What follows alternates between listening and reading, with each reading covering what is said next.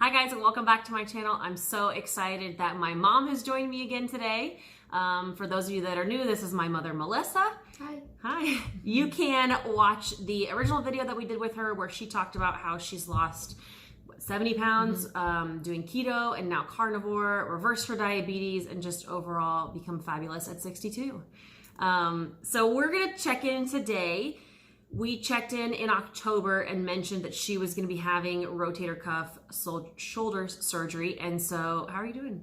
How are you feeling? Well, the surgery ended up being much more involved and much more complicated than expected. And I won't go into all the gory details, but the surgeon did say I did the best I could with what I had to work with. So things were much more deteriorated than he thought. And he said that his opinion was that I will be needing a full shoulder replacement in the very near future.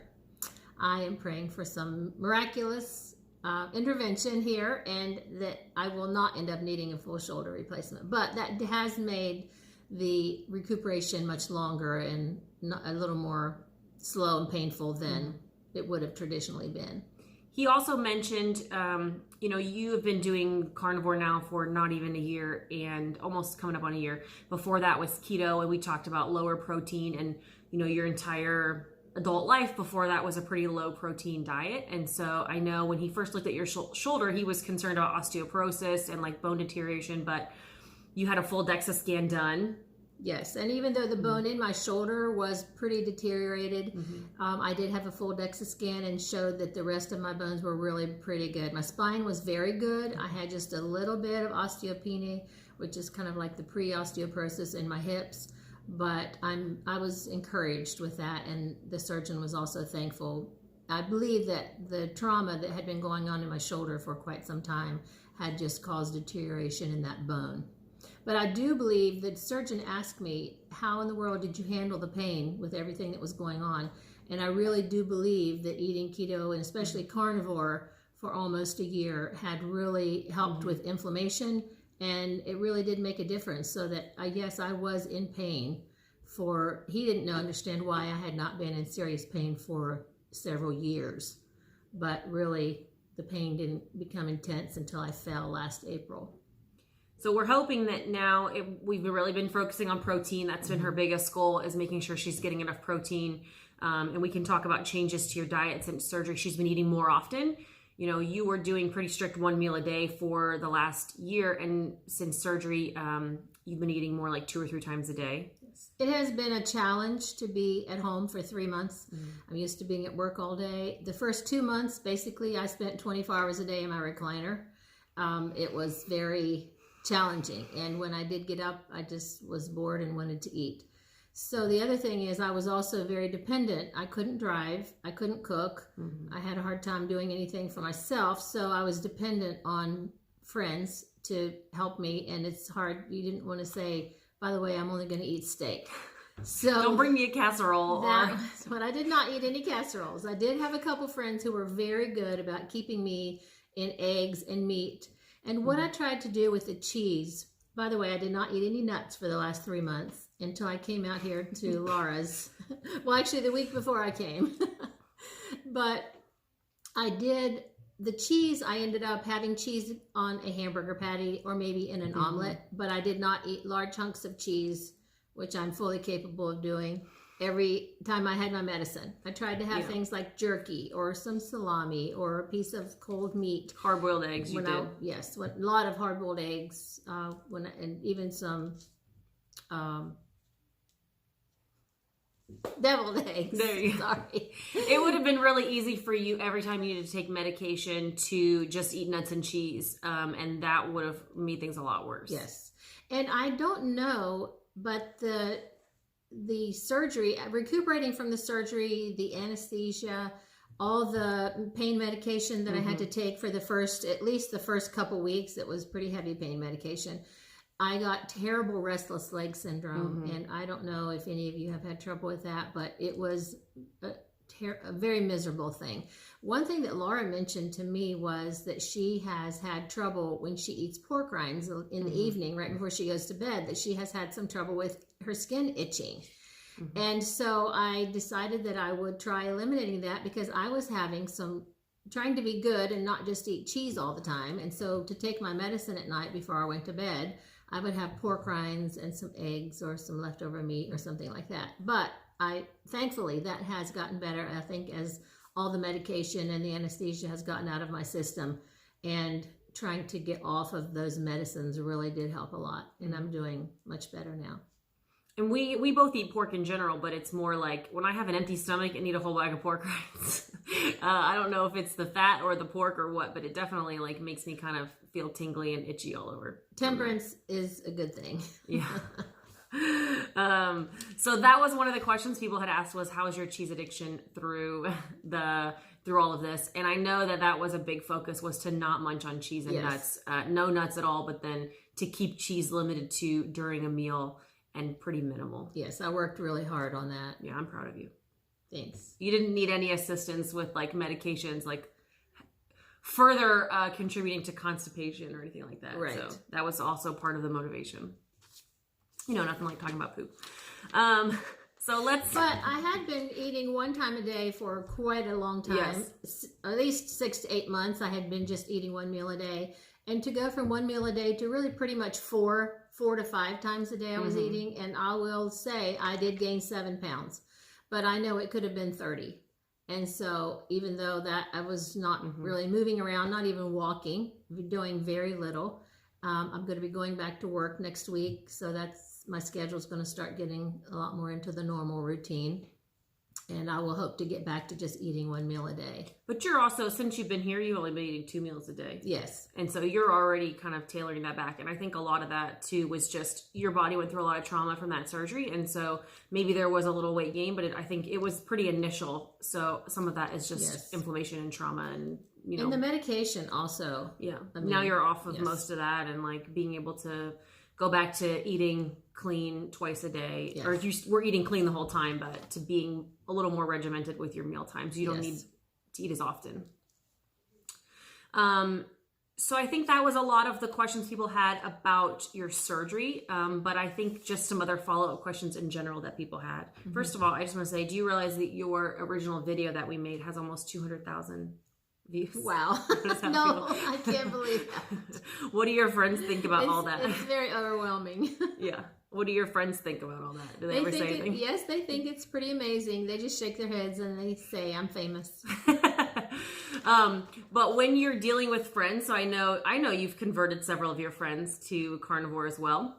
But what do your friends think about when you're in social situations, or I know you got to lunch with friends often, and that's one of the questions that came up was, how do you deal with, you know, social events when you're only eating meat?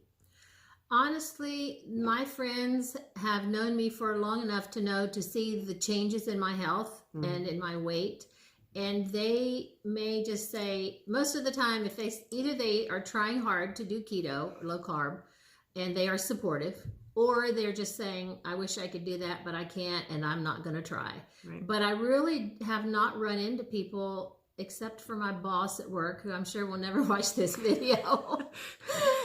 He's always just giving me a hard time about everything that I will not eat. But I really have been very fortunate because my friends have been very supportive, and if they're not joining me, they at least are very they admire me and they respect me, and they're proud of me. Yeah, but I think you've had a big influence on a lot of our family members and, you know, a lot of your friends and coworkers and stuff as well. So. Unfortunately, it's been the same too with my family. My mom still is saying, you know, when are you going to start eating normal again? Even though she's proud of me for reversing my diabetes. But my brothers and the rest of the people in my family are very supportive and also even trying to... Or they've joined us. Yes, they really have tried to go low carb at least. And one of my brothers is very strict carnivore.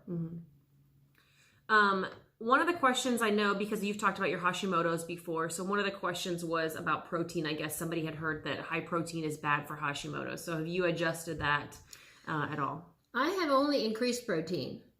Throughout the last 2 years ago was just about maybe a year and 3/4 actually when I started keto probably. But then for almost a year, I've been doing carnivore. So over the course of the last year, I haven't decreased my protein at all. I have only increased. I've eaten more and more meat. So that now I'm to the point where I'm just, I would say pretty much 90% carnivore. I might have a little piece of Chalk Zero sweetened with monk fruit, get my little commercial in there. But as far as the rest of it, I really am just having meat, a little cheese, eggs. That's it. I mean, I'm really sticking pretty much once in a while. I might have some cauliflower, but that's really pretty much. So I've only tried to eat more meat. And my thyroid levels, when I have my blood work done, my thyroid has gotten better. My thyroid meds have decreased twice. So I really have not found that to be true for me, that it's affecting my Hashimoto's in a good way, not adversely. Also, people are asking about blood work. I think originally you had thought you were going to have some other blood work done by now, but you haven't. So we don't have any kind of cholesterol or any more numbers to update. Right. I'm actually having those done in about 2 weeks, unfortunately. I think we said that last time, but this time we'll give you guys an update when that does happen. What is the longest? I know recently people were asking, what do you eat on average? And so I think we've kind of addressed that, and you're really back to the 2 meals a day. And hopefully, you know, like you said, your goal is once you go back to work to do 1 meal a day. Yes. But previously, historically, I know you have not fasted any, not even 24 hours recently. But in the past, what's the longest that you've ever fasted? Well, when I started doing fasting, which was probably last spring, maybe closer into summer, I was doing 2 48-hour fasts a week. I did do 2 72-hour fasts. Is it 72? Yeah. Okay. 2 72-hour fasts. But typically I would do 1 or 2 42-hour fasts a week. Then once I lost quite a bit more weight, I really haven't done the 72 for a long time. I only did that a couple times. But the 42-hour fast, I still would plan to do that once a week. At this point where I am right now, I really hope to continue. That I find that really works well for me. It does get harder. The more weight that you lose, the harder it gets. But I know that it's really good for me. And honestly, it's more of a mental thing. Really, it's not the fact that I'm so hungry, I think I have to eat. We just get bored and we want to eat. So what I try to do is 1 meal a day, once a week, at least every 2 weeks, to do a 42-hour fast. And we were doing, you were kind of like us, Chris and I, when we were losing the most weight, you were eating about 5 meals a week. Yes. During the biggest weight loss that you had. And it was not hard. I wasn't hungry. Yeah. Doesn't really matter, what your age is at that point. It's more like yes. what your body's able to do. If you're not burning carbs, you're not going to be hungry and feeling like you're needing to eat all the time. And I never felt bad. I didn't have headaches. I never had trouble when I was fasting. So I was thankful and fortunate. Yeah, good. So that kind of leads into a couple of people have said, like, at what point did you start taking me seriously? Or they want to convert their own moms and their moms won't listen. So what was it that I said that finally clicked for you or that made things work for you? I have a feeling it wasn't me at all. I hate to break it to you, but it really was Dr. Beery and Dr. Jason Fung. So when I thought, okay, this sounds so ridiculous. It's an eating disorder for sure. And so Laura said, you haven't researched this. I have. Check this out. And so I learned so much from watching Dr. Jason Fung's videos, especially on fasting. That was very convincing, because that's the part that really scared me when she started saying, I'm not going to be eating for a couple days.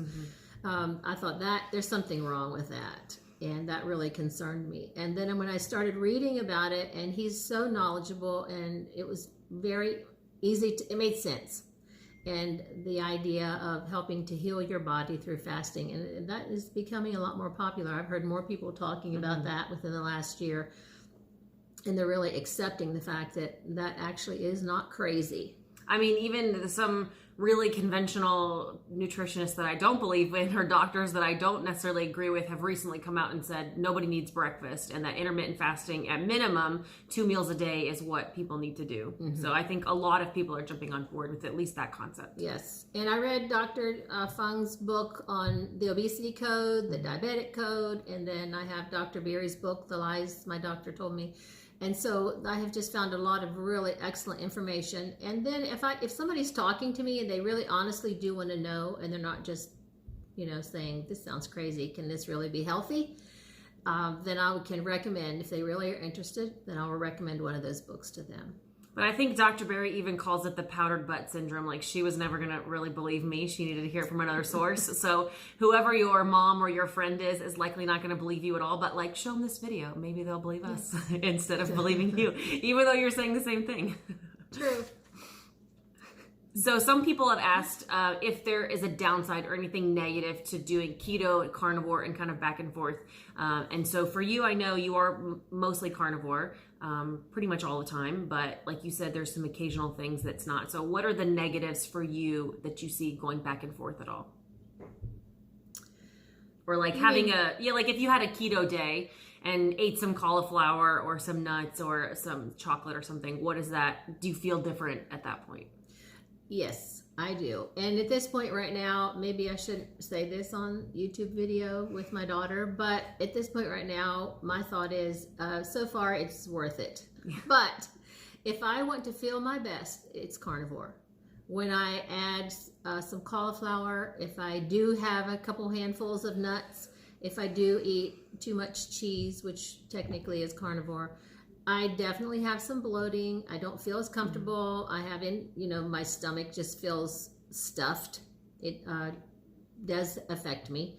Not in a terrible way, but it's enough that I know without a doubt that I feel better. I, without a doubt, feel less inflammation in my ankle, which I had surgery on several years ago, and have dealt with some severe arthritis in the past, which I don't deal with now. But if I eat a whole bag of macadamia nuts in 2 days, my ankle is killing me. So yes, I do notice a difference in the way that I feel. And it's in the same with chocolate. If I'm going to eat a little, a Choc Zero bar is very small. Or sometimes I actually will only eat half of it.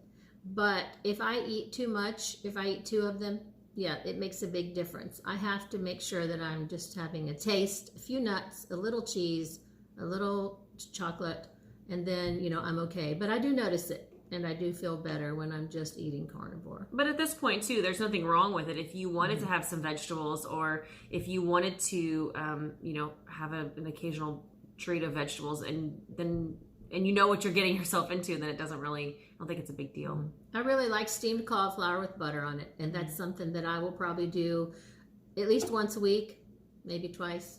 But I do notice a difference in my stomach, in my gut, when I do eat the vegetables. Yeah. Well, thanks for coming back on here again. I'll see you in a few months. Yeah, and thanks for coming out, helping me with Chris and the kids, and we'll keep you guys posted on everything. Make sure you drop some comments down below on more questions that you have, and maybe someday we'll convince her to get her own channel. Oh, no. Thank you. Bye.